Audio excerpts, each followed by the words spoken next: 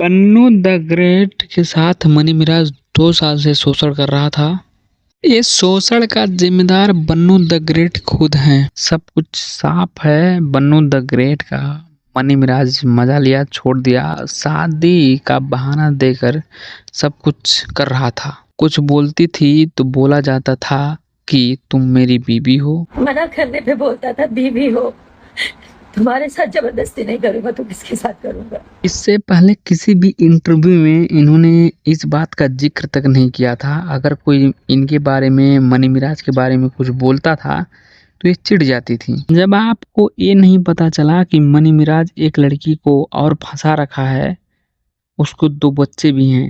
Mannu the great यही तक नहीं था, 2 साल से क्या कर रही थी। मनी मिराज का धर्म तक नहीं पता था। ये कौन सा प्यार होता है भाई, उसका धर्म तक नहीं पता लगा पाई तुम।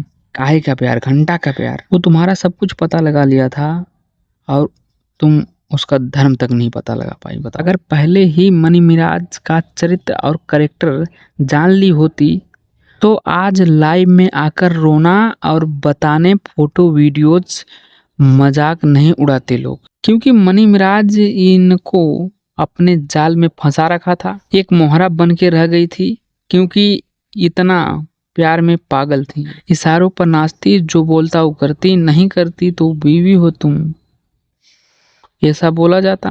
बोलता था बीवी हो। तुम्हारे साथ जबरदस्ती नहीं करूंगा तो किसके साथ करूंगा।